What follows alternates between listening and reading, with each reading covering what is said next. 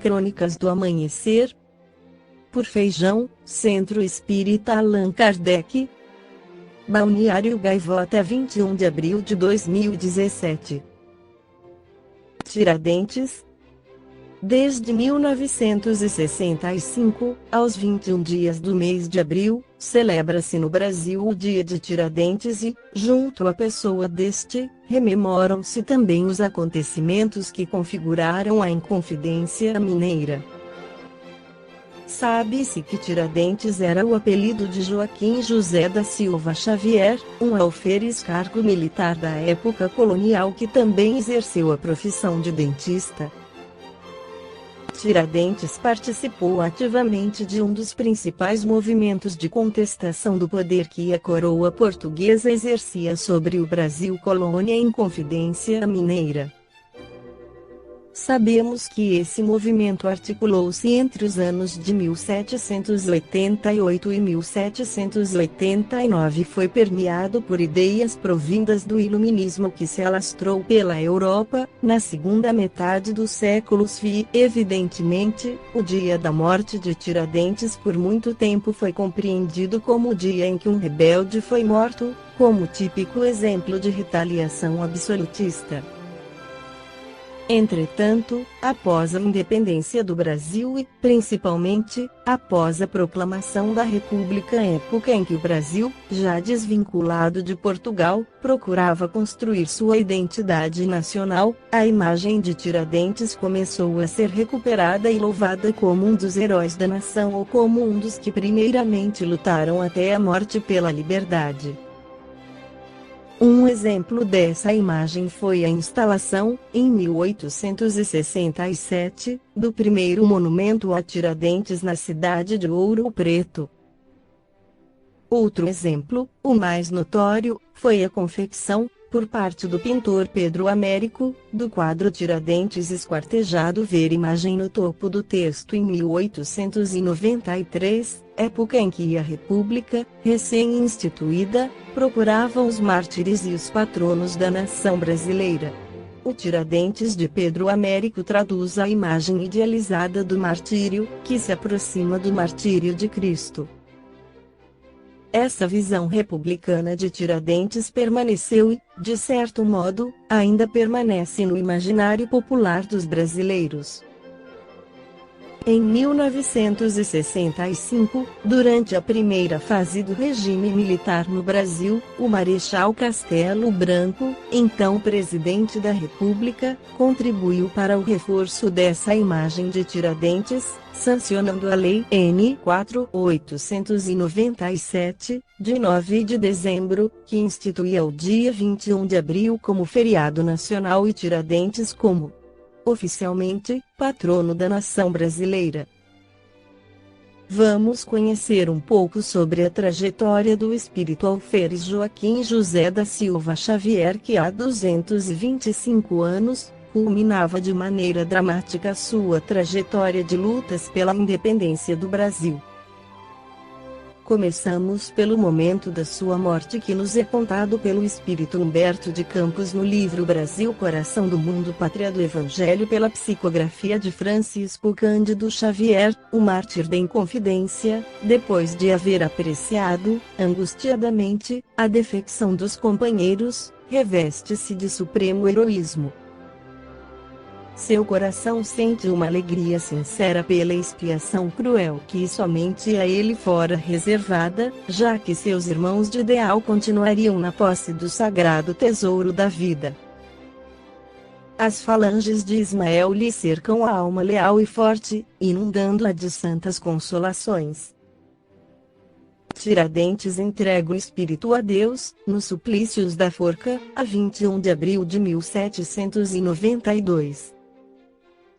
Um arrepio de aflitiva ansiedade percorre a multidão, no instante em que o seu corpo balança, pendente das traves do cadafalso, no campo da Lampadosa.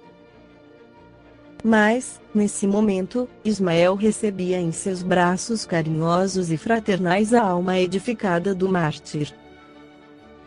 Irmão querido, exclama ele, resgatas hoje os delitos cruéis que cometeste quando te ocupavas do nefando Mister de Inquisidor, nos tempos passados. Redimiste o pretérito obscuro e criminoso, com as lágrimas do teu sacrifício em favor da pátria do Evangelho de Jesus. Passarás a ser um símbolo para a posteridade, com o teu heroísmo resignado nos sofrimentos purificadores.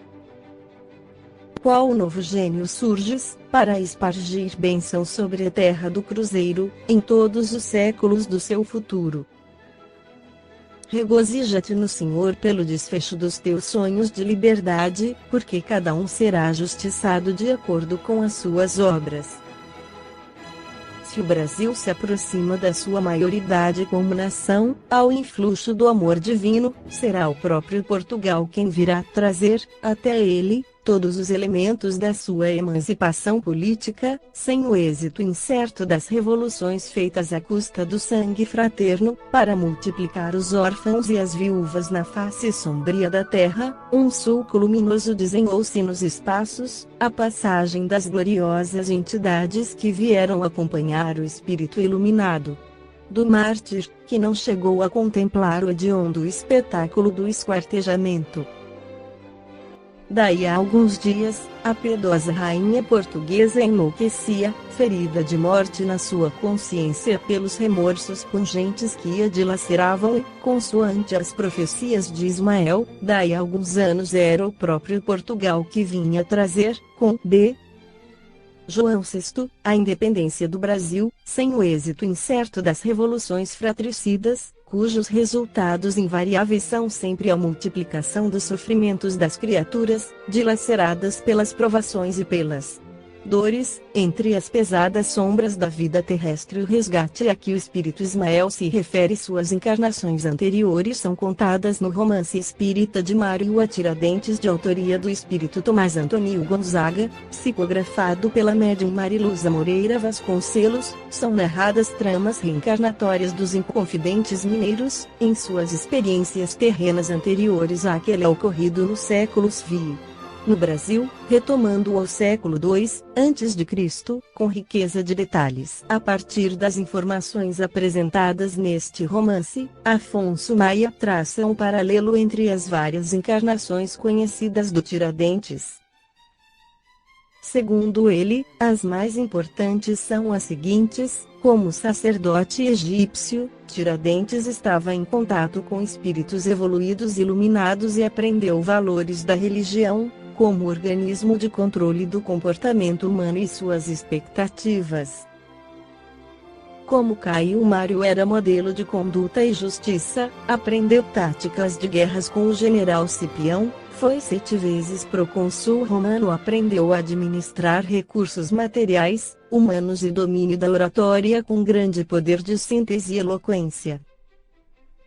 Como mendigo, pagou pelos seus erros e fora humilhado sob todas as formas, uma encarnação dura e cheia de aprendizados. Tinha como companhia Cestílio, um antigo desafeto, e que era por sinal, o próprio Tomás Antônio Gonzaga, e Marta ex escrava em Roma. Em situações difíceis aprenderam a conviver com as diferenças e a lei do perdão, esquecer o passado adverso. Como Papa Gregório, foi um administrador prudente, um modelo de conduta, um espelho para se refletir e se seguir em causa e fé. Sua mãe lhe deu uma educação primorosa, orientada para justiça, moral e dignidade. Por fim, Joaquim da Silva Xavier, o Tiradentes, um libertário de princípios ideais, usou todo o seu preparo de encarnações passadas, para atingir os objetivos a qual foi destinado. No momento crítico abdicou da vida em prol dos amigos inconfidentes de causa e fé, um modelo que a República adotou como signo, escreveu o seu nome na história com o seu sangue e o seu amor pela liberdade e pela humanidade.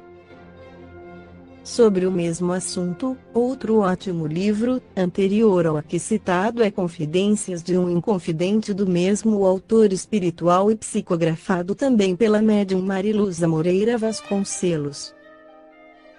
no livro Crônicas de Além Túmulo pela psicografia de Francisco Cândido Xavier, o espírito Humberto de Campos entrevista o espírito Tiradentes na primeira metade do século XX, sobre a sua visão do Brasil atual. Quanto ao Brasil atual, qual a vossa opinião a respeito? Apenas a de que ainda não foi atingido o alvo dos nossos sonhos. A nação ainda não foi realizada para criar-se uma linha histórica, mantenedora da sua perfeita independência. Todavia, a vitalidade de um povo reside na organização da sua economia e a economia do Brasil está muito longe de ser realizada. Ausência de um interesse comum, em favor do país, dá causa não mais à derrama dos impostos, mas ao derrame das ambições, onde todos querem mandar, sem saberem dirigir a si próprios. Antes que se fizesse silêncio entre nós, tornei ainda com relação aos ossos dos inconfidentes, vindos agora da África para o antigo Teatro da Luta, hoje transformado em Panteão Nacional, são de fato autênticos esqueletos dos apóstolos da liberdade. Nesse particular, respondeu Tiradentes com uma ponta de ironia, não devo manifestar os meus pensamentos. Os ossos encontrados tanto podem ser de Gonzaga, como podem pertencer, igualmente, ao mais miserável dos negros de Angola. O orgulho humano e as vaidades patrióticas têm também os seus limites. Aliás, o que se faz necessário é a compreensão dos sentimentos que nos moveram a personalidade, impelindo-nos para o sacrifício e para a morte, mas não pôde terminar. Arrebatado num aluvião de abraços amigos e carinhosos, retirou-se o grande patriota que o Brasil hoje festeja, glorificando o seu heroísmo e a sua doce humildade. Esta foi a crônica do amanhecer de 21 de abril, por Feijão.